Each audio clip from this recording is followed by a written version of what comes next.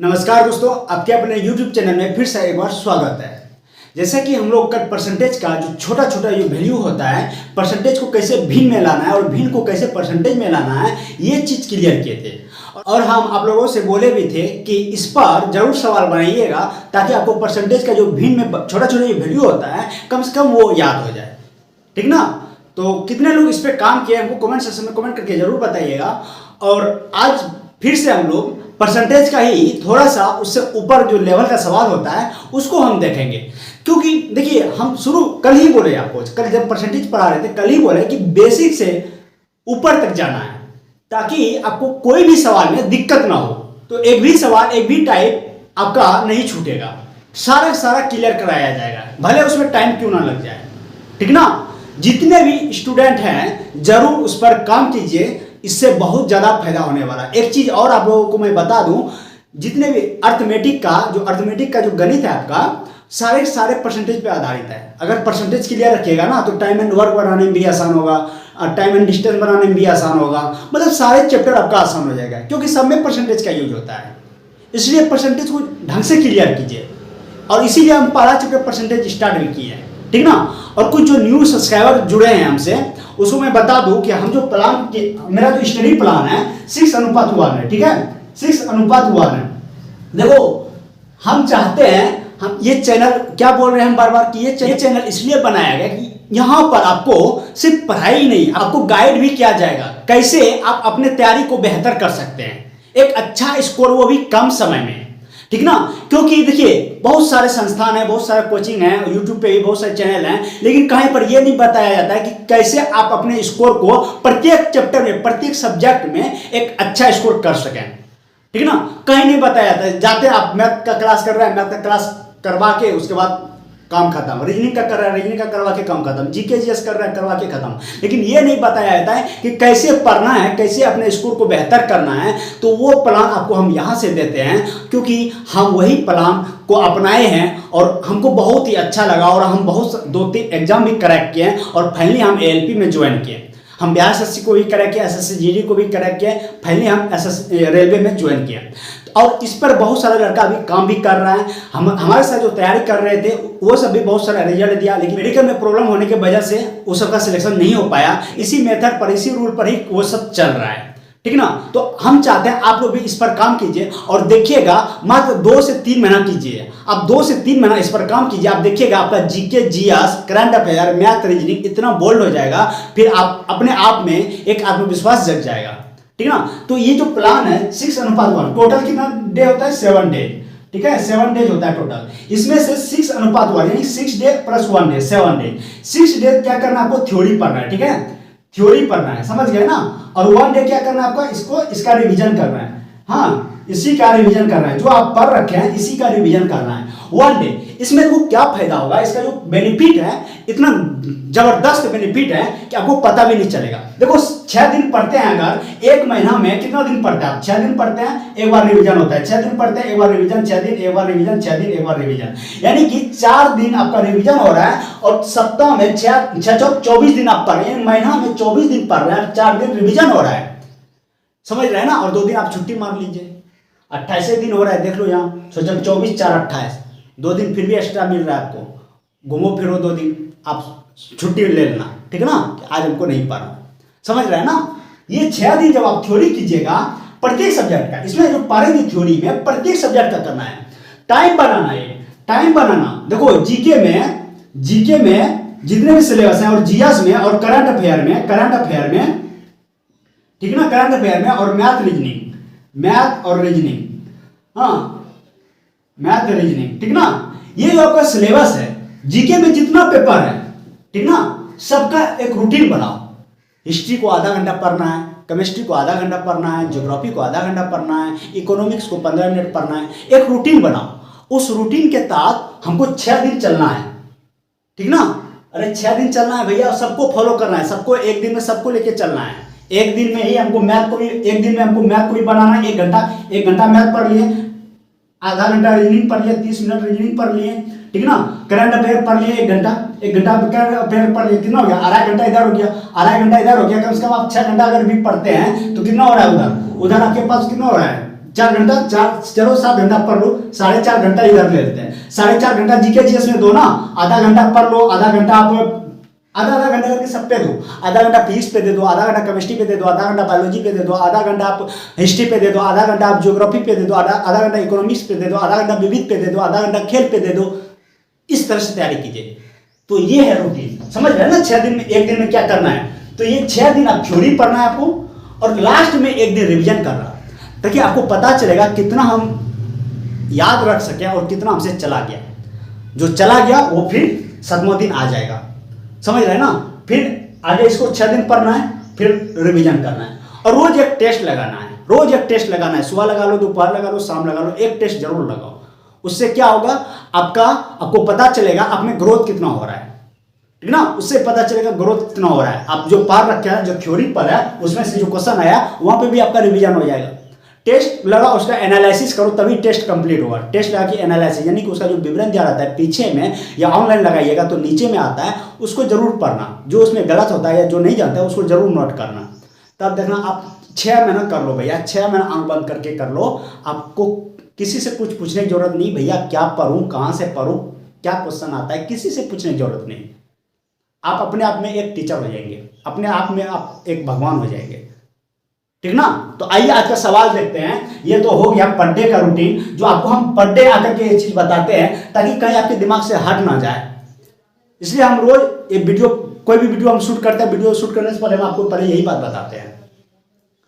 तो चलिए आज का जो सवाल है उस पर थोड़ा नजर डालते हैं। देखिए, जैसा कि बोले हम आज छोटा छोटा सवाल लेंगे। कल भी सवाल लिए थे, उससे थोड़ा सा बड़ा लेंगे, लेकिन ज्यादा बड़ा नहीं लेंगे, क्योंकि हम बेसिक से उठ रहे हैं, ठीक ना। नहीं तो हम जैसे उनते से बड़ा बड़ा क्वेश्चन करवाएंगे आपसे। बेसिक से उठ रहे हैं, इसलिए बेसिक से दीजिए, देखिए, और घबराइए बिल्कुल नहीं। आपसे बड़ा बड़ा सवाल भी हम आपके सामने लाएंगे, ठीक ना। तो देखिए सवाल है पहला, करा यदि ए का 80% बराबर बी का 50% है, और ए बराबर बी का x% है, तो x का मान ज्ञात कीजिए। नॉर्मल स्टूडेंट इसको बनाएगा, नॉर्मल तरीके से बनाएगा, लिखेगा ए का 80% वो दिया क्या है, ए का 80%, ठीक ना। ए का 80% बराबर दिया है बी का 50%, ठीक ना। अब देखो ये क्या करेगा, ए गुना 80% बटा 100 बराबर बी गुना 50% बटा 100, तब ए बी निकालेगा। लेकिन आपको ऐसा नहीं करना। जब इस तरह इक्वल रहे बीच में, हाँ, और यहाँ पे कार रहे, हाँ, सीधा इसको इधर टान लो, इसको इधर टान लो, ए बटा क्या हो जाएगा बी। जब इसको आप इधर टान लिया, ये 80 उधर भेज दो, यानी उधर पहले से क्या है 50, 80 जब उधर जाएगा तो नीचे आ जाएगा। देखो ये कैंसिल हो गया, 5/8 हो गया, यानी कि ए का वैल्यू 5 हो गया और बी का वैल्यू 8 हो गया। अब आगे तो वो क्या कह रहा है बी बराबर ए का x% है, तो x का मान क्या होगा। देखो b बराबर a है, फिर से कह रहा है b बराबर a का x%, यही कह रहा है ना, का x%, तो x का मान क्या होगा। देखो जिससे तुलना करता है वो नीचे होता है, ध्यान रखना। का कहां लगा हुआ है, इसके साथ, a के साथ, उसको नीचे कर दो। तो b का वैल्यू कितना है 8, a का वैल्यू क्या है 5, परसेंटेज कह रहा है ना, परसेंटेज यहां लिख दो, 20 88 बराबर 160, फाइनल आंसर। समझ रहे हैं ना। जिससे तुलना कर, जिसके साथ का लगा रहता है, यानी जिससे तुलना होता है, देखो हम लिख देते हैं, जिससे तुलना होता है, हाँ, उसको नीचे कर दो, उसको नीचे कर दो, इसको नोट कर लेना। यहां पर हम ऐसे भी कर सकते हैं। देखो एस का हम यूज किया नहीं किया, अब देखो एस का यूज करेगा तो नॉर्मल कैंडिडेट इसको कैसे बनाएगा, बी का वैल्यू 8 निकला, बराबर करेगा ए करेगा, ए कितना है 5 है, का x%, ये ना का मतलब गुना बटे x इंटू 100 बटे 100, ठीक है ना। अब देखो इसको कटाएगा, 20 88 x बराबर 160, देखो आया, x का वैल्यू आ गया 160। हम क्या किया, डायरेक्ट निकाल दिए, हम x को लिखे ही नहीं। तो आपको भी यही तरीका अपनाना। इस तरीके से आप सवाल तो बना लेंगे, इससे सवाल तो बना लेंगे, लेकिन आपसे एग्जाम नहीं निकलेगा, क्योंकि एग्जाम कहता है फास्ट से फास्ट, ठीक ना। तो जैसे हम यहाँ पे सॉर्ट किए उससे हम यहाँ पे भी सॉर्ट किए। ये चीज आपको लिखने की जरूरत नहीं है, आपके सामने सवाल रहेगा तो लिखने की जरूरत नहीं है, सीधा पढ़ेंगे। जिससे तुलना था उसको नीचे, ए को नीचे कर दिया, ए कितना था मेरा 5 था, नीचे कर दिया, बी को ऊपर रख दिया, परसेंटेज था ना, परसेंटेज तो परसेंटेज हम कर दिए, करके फाइनल आंसर आ गया। ऐसे एक सवाल बनाना है। आइए दूसरा सवाल देखते हैं। तो दूसरा सवाल है, कह रहा है यदि y का 80% x है तो x का कितना परसेंट y है। अब देखो क्या बोला भैया, y का 80% x है, समझ रहे हैं ना। y का 80% x का मतलब क्या समझ रहे हैं आप, y का 80% x मतलब x है, यानी कि बराबर x है। x को फिर इधर टर्न लो ना, y बटा x कर दो। देखो परसेंटेज का नीचे आएगा, उसको ऊपर भेजेगा, क्या जाएगा 100 बटा 80, ठीक ना, बराबर क्या जाएगा 5 बटा 4। कोई दिक्कत, कोई दिक्कत। यही चीज ना हम कल बताए थे, 80% का वैल्यू क्या होगा भिन्न में, 4 बटा 5 होगा। हाँ अभी देखो ये चीज अगर हम नहीं करते, हम डायरेक्ट 5 बटा 4 लिख सकते थे, लेकिन बोलते हैं भैया कहां से कर दिया आप, ठीक है ना। अब देखो क्या कर रहा है, अब देखो आगे सवाल पढ़ो। तो x का कितना परसेंट y है, तो क्या कह रहा है, x का कितना परसेंट y है, x का, यही कह रहा है, देखो x का कितना परसेंट y है। भैया का किसके साथ लगा है, x के साथ, इसको नीचे कर दो, x को नीचे, ऑलरेडी नीचे है, y ऊपर है, सिर्फ 100 लगा दो इसमें, हो गया। कितना आ गया ये 25 आएगा ना, 25 आएगा, 25 पंचे 125%, हो गया। देखो कुछ था, कुछ भी नहीं है, आपको बस समझना है। फाइनल आपके आंसर आपके सामने है, ठीक ना। जिसके साथ का लगा रहेगा उसको नीचे कर दो। आइए आगे सवाल देखते हैं। कह रहा है किसी संख्या का 20% 120 है, किसी संख्या का। अब देखो कोई लड़का इसको x मानेगा कि x का 20% 120 है, लेकिन हम क्या बोले, जिससे तुलना उसको नीचे, किसी संख्या का 20% 120 है ना, 120 है ना, 120 को ऊपर रखो, 20% का मतलब 1/5, 1/5 कर दो। देखो ये 5 ऊपर जाएगा, 5 ऊपर चला आएगा ना, हाँ 5 ऊपर चल जाएगा, कितना होगा 600 हो गया, वो संख्या निकल गया 600, हम जान गए 600 है। अब आगे पढ़ो क्या कह रहा है, कह रहा है कि उस संख्या का 120% कितना होगा, 120% इसका कर लो, कितना होगा 120%, देखो कर लो, 2 जीरो कैंसिल, बचा 72, 720। कुछ था, अगर आप ऐसे नहीं बनाएंगे तो नॉर्मल जो बनाइएगा, आप इसको कैसे बनाएगा, किसी संख्या का 20% ना, तो मानेगा x का 20% बराबर 120। देखो करो 20 पंचे 100, 5 इसको उधर भेजो, x बराबर कितना होगा, 12 पंचे 60, 600, x बराबर 600 निकला, इसी का 120% कितना होगा। तो ये हम क्यों करें, x हम क्यों माने, किसी संख्या का 20% 120 है, यानी कि 120 है का 20%, 20% मतलब नीचे 20 रख दो, नीचे परसेंटेज है ना, परसेंटेज करोगे नीचे 100 आएगा, नीचे 100 आएगा। यही हम किए थे भैया, 1/5 किए थे हम, यही किए 1/5, जो 5 ऊपर लिख दिया हम, ये देखो 1 है ना, ये ऊपर चला जाएगा। तो ऐसे शॉर्ट फॉर्म में आपको ऐसे बनाना है, और यही मेथड अपनाइए ताकि आपको एग्जाम में दिक्कत ना हो। तो आइए आगे सवाल देखते हैं। कह रहा है यदि x y से 25% छोटा है तो y x से कितना परसेंट अधिक है। अब देखो इसको हम एक लाइन में बना देंगे, मात्र एक लाइन में। क्या कह रहा है, x y से 25% छोटा है, 25% छोटा कर दो, यानी कि 25% छोटा कर दो, यानी कि आप बोल सकते हैं 25% का छोटा का मतलब 25/75 कर दो, 25/75 कर दो, 25 या 75 यानी 100/3 हो जाएगा। क्या हो जाएगा 100/3 बराबर 33.1/3%, हो गया फाइनल आंसर। समझ में आया, नहीं आया, और देखो इसको समझते हैं। तो कर x y से 25% छोटा है, यानी कि y जो है वो कितना है 100 है, ठीक ना, x छोटा है 25%, समझ रहे हैं ना, 25% छोटा है। अब 25% अगर छोटा करोगे तो कितना आएगा, 25% करो छोटा। देखो हम बेसिक से बता रहे हैं भैया, हमको ये सब नहीं आता है, हमको ये सब बेकार आप लोग करवा रहे हैं, ठीक ना। 25 आएगा, 25 छोटा कर रहा है ना, 100 में से 25 घटाओ कितना हो जाएगा 75, ठीक ना, यानी कि x कितना 75। अब कह रहा है आगे देखो क्या पढ़ो, कह रहा है कि y x से कितना परसेंट अधिक है, y जो है x से कितना परसेंट अधिक है। पहले कितना अधिक हो रहा है, ये देखो 25 अधिक हो रहा है, 25 हो रहा है, किससे, x से ना, जिससे तुलना उसको नीचे, तो 25/75 इंटू 100, ठीक है ना। तो 25 या 75 यानी कि बराबर क्या हो गया 100/3 बराबर 3.1/3%, ये कह रहा है। लेकिन भैया इसको नहीं बनाना, आप ऐसे बिल्कुल भी नहीं बनाना, बिल्कुल भी नहीं बनाना, ऐसे बोल दिया आपको, नहीं तो आप फंस जाओगे। आपको क्या करना है, क्या कह रहा है सवाल, क्या कह रहा था, सवाल कह रहा था x y से 25% छोटा है। क्या कह रहा है, y से 25% छोटा, 25% छोटा का मतलब 25/75। देखो 50, 75 और 25 कितना होता है 100, दोनों को जोड़ो कितना होता है 100 होता है ना। 25% छोटा कर रहा है तो मतलब 100 से छोटा कर रहा है। जो वैल्यू ऊपर दिया है ना 25% छोटा कर रहा है, जो कह रहा है उसको ऊपर रख दो। जितना छोटा कर रहा है उसको उस 100 में से घटा के नीचे रख दो। जो कह रहा है उसको ऊपर रख दो, जितना छोटा कर रहा है 100 से घटा के नीचे रख दो और 100 से मल्टीपल कर दो। 25 या 75, 100/3 बराबर कितना होता है 33.1/3%। ये होता है, ऐसे बनता है और आपको भी ऐसे ही बनाना है। समझ रहे हैं क्या बोला? जितना बोलेगा छोटा, जो वैल्यू दिया है उसको ऊपर कर दो, जितना छोटा बोलेगा 100 में घटा के नीचे कर दो और 100 से गुना कर दो, बस फाइनल आंसर।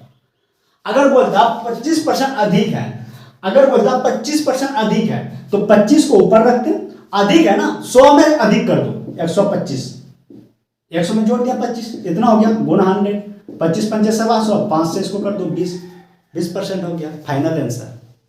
ठीक ना? आइए आगे देखते हैं। कह रहा है 250 का कितना परसेंट है? 250 का कितना परसेंट? 50 का किसके साथ का लगाए? 50 के साथ ना, तो 50 को नीचे यानी 2 को ऊपर 50 को नीचे, कितना परसेंट है? एक्स पकड़ दो। हाँ देखो 50 गुना एक्स, 50 गुना 100, 2 गुना 4 बराबर 4%। ये हो गया। जिसके साथ का लगा रही है, जिससे तुलना करे, जिसके साथ से लगा रहे उसको नीचे लिखना है, हमेशा ध्यान रखना, उसको नीचे लिखना है, यानी जिससे तुलना उसको नीचे। ठीक है?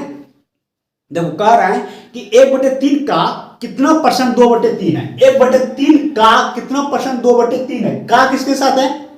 1/3 के साथ में, उसको नीचे, यानी 2/3 ऊपर और 1/3 नीचे। ये हो गया कितना परसेंट है, ऐसे होगा।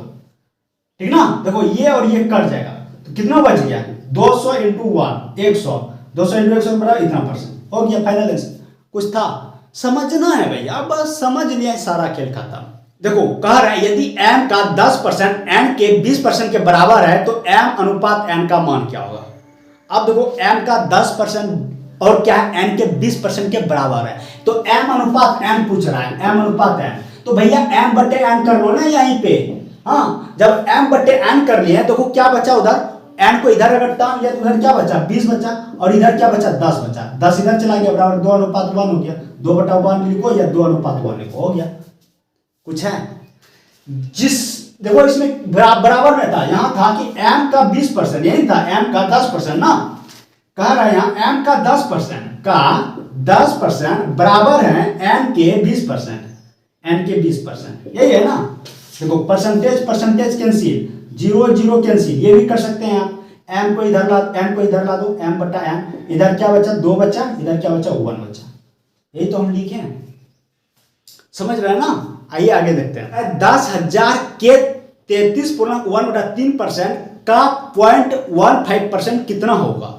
देखो यहां पर तुलना नहीं कर रहा है किसी से, के मतलब गुना होता है और का मतलब गुना, यानी कि यहां पर किसी से तुलना नहीं कर रहा है। यहां आपको क्या करना है, कर रहा है कि 10,000 है, ठीक है, एक वैल्यू दिया है जो कि 10,000 है, ठीक ना, जो एक वैल्यू है जो 10,000 है, समझ रहे हैं ना, 10,000 है के 33.1/3%, कल हम बताए थे 33.1/3% का जो वैल्यू होता है भिन्न में 1/3 होता है, तो हम लिखते हैं 1/3 इंटू 0.15%, 0.15%, परसेंट का मतलब नीचे, ठीक ना, ये दशमलव उड़ाएगा और ये नीचे, देखो ये 4 0 कैंसिल, 3 × 5 = 15, 5 बराबर 5।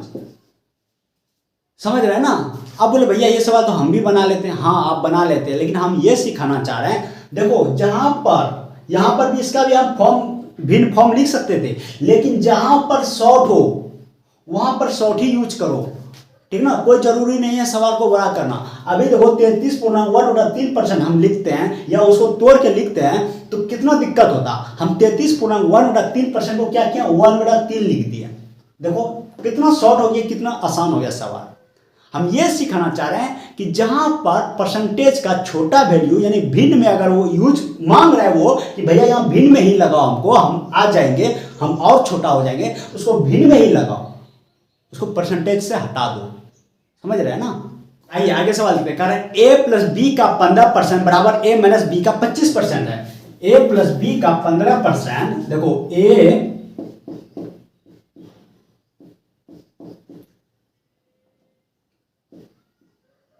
+ b का 15%, ठीक ना, 15% बराबर है a - b का 25%। ठीक है ना। देखो परसेंटेज परसेंटेज कैंसिल, बात को समझना, 5 से 3 बार में, 5 से 5 बार में कट गया। आप देखो 3a यहाँ आएगा और 3b यहाँ आएगा, 3a हो जाएगा यहाँ, 3b हो जाएगा, यहाँ भी 5a हो जाएगा, 5b हो जाएगा, इससे गुना करोगे, ठीक ना। अब देखो इसको इधर लाओ तो 2a हो जाएगा, और ये माइनस में है ना, इधर आएगा प्लस हो जाएगा, प्लस हो जाएगा तो कितना हो जाएगा, 5 3 8b हो जाएगा। हो गया, कुछ था, 2 चौक 8, यहाँ भी कट गया। देखो a बटा, इसको इधर ला दो b, इधर क्या बचा 4 बचा, और इधर क्या बचा 1 बचा। समझे। देखो ऐसे ही आपको भी सॉल्व करना है एग्जाम में, ये नहीं करके यहाँ गुणा करना 3a प्लस 3b बराबर 5a माइनस 5b करना बचकाना की तरह, वो नहीं करना। सीधा आपको दिख रहा है ना 3a, इसको इधर लाएंगे 2a घट जाएगा, ये माइनस में इधर आएगा प्लस हो जाएगा, जुड़ जाएगा। ऐसे तो a का वैल्यू पता चल गया, b का चल गया। आगे क्या कर रहा है सुनो, तो b का कितना प्रतिशत a के बराबर है, b का किससे तुलना हो रहा है, इससे ना, इसको नीचे ही रहने दो, और ये नीचे भी है, नीचे भी है, a ऊपर है, यहीं पर परसेंटेज का 100 लगा दो ना, हो गया बराबर 400%। फाइनल आंसर हो गया, नो झंझट। कितना शॉर्ट है भैया, इस मेथड को अपनाओ, आपसे प्रत्येक एग्जाम निकलेगा, ठीक ना। आइए आगे आगे का सवाल देखते हैं। कहा है 300 का 25% का 20% कितना होगा। अब देखो 300 का 25%, 300 का 25% का मतलब 1/4 का 20% का मतलब 1/5। देखो 4 5 20, सीधे कटा देते हैं, 15 बार में कैंसिल हो गया 15।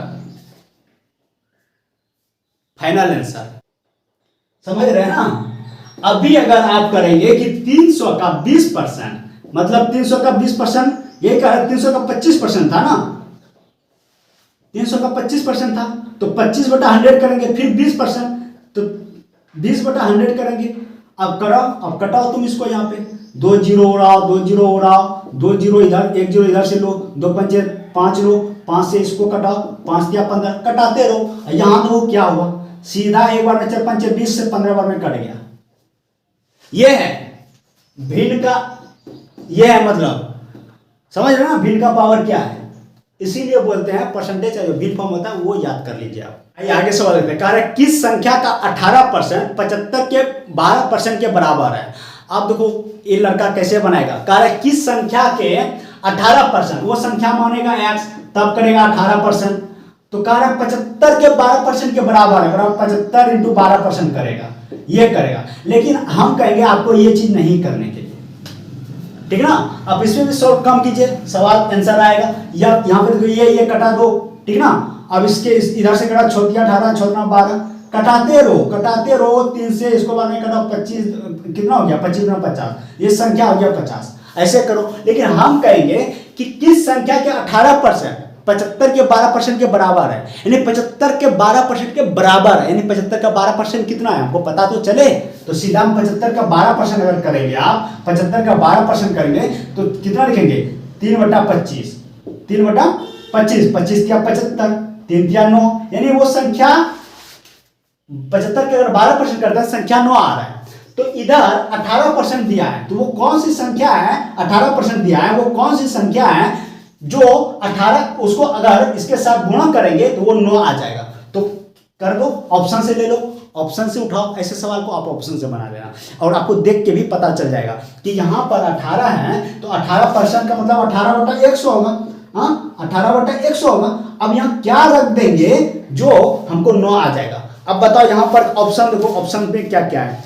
हाँ पहला, चलो हम पहला 100 लेते हैं, ऑप्शन नंबर बी 100 रखें, कितना आएगा 18 आएगा। अगर हम ऑप्शन नंबर ए रखते हैं 50 रखते हैं, तो आपको दिख रहा होगा 50 × 100, 2 × 18, 9 है। कुछ यहाँ पे झंझट में अगर गुणा भाग करने में कहीं मिस्टेक हो गया तो फिर आप फंस जाएंगे। यहाँ पर एक बार में इधर आ गया, इतना लाना है इधर भी, तो ये हो गया मेरा। इस तरह से सवाल को बनाना पड़ेगा आपको। कभी कभी ऑप्शन से भी चलिए, ऑप्शन भी आपको बहुत मदद करता है, ठीक है ना, अकॉर्डिंग टू क्वेश्चन। समझ रहे हैं ना। आइए लास्ट सवाल देख लेते हैं हम लोग। कह रहे हैं कौन सी संख्या 100 के 90% से 40% कम है। अब देखो इस सवाल को हम एक लाइन में फिर बना देंगे। 100 के 90% से 40% कम है।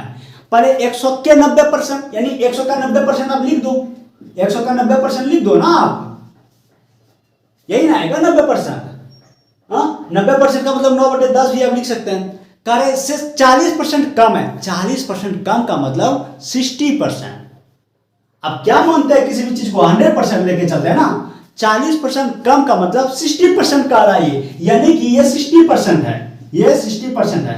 अब देखो 2 जीरो कैंसिल हो गया, 2 जीरो इधर कैंसिल, 9 छकी 54 आंसर हो गया। लेकिन ये समझन पहले कौन सी संख्या है जो 100 के 90% से 40% कम है। 40% कम है मतलब वो 60% है, इसीलिए हम 60 से मल्टीपल करते हैं, तो ये आ गया। लेकिन जब कोई लड़का क्या करेगा, कह रहा है कौन सी संख्या 100 के 90% से 40% कम है, यानी 100 का 90% का मतलब हो गया 90। 40% कम है ना, पहले वो 40% ही निकालेगा, पहले 40% निकालेगा। वो किसका, 90 का, 90 का 40% वो निकालेगा। संख्या तो 90 है ना, इसका 40% निकालो। देखो 36, ये 36 तो निकला, लेकिन कह रहा है 40% कम है, यानी 40% जब निकाले हम तो 36 निकला, कम है ना, किससे कम है, 90 से। अब 90 में 36 घटाएगा, देखो 4 यहाँ बचा, 8 में 3 जाएगा 5, 54। देखो आया, जो यहाँ आया वही आया, फाइनल आंसर। यानी कि जो एक लाइन में हो रहा था, आप पहले उसको 36 निकाले फिर घटा रहे हैं, तो इसको फिर नहीं अपनाना। आपको क्या कह रहा है, सवाल क्या कह रहा है वो देखना है। संख्या भैया ये है, 40% कम है, तो कितना है, 60%। 60 से इसको मल्टीपल कर दो, फाइनल आंसर। तो दोस्तों इस तरह से आपको प्रत्येक सवाल को बनाना है, और परसेंटेज का जो आपके पास जो बुक है मैथ का परसेंटेज, उससे निकाल करके बनाइए छोटे छोटे सवाल को। और कल फिर नेक्स्ट वीडियो में हम लोग जब मिलेंगे तो इससे अलग सवाल लेंगे, यानी कि ये टाइप 1 समझ लो, आगे जो लेंगे टाइप 2 रहेगा, और उसमें भी बेहतर तरीके से आपके सामने हम क्वेश्चन को रखेंगे और उसके आंसर को। ठीक है, वीडियो पसंद है लाइक शेयर एंड सब्सक्राइब करना मत भूलिए। मिलते हैं नेक्स्ट वीडियो में, तब तक के लिए जय हिंद।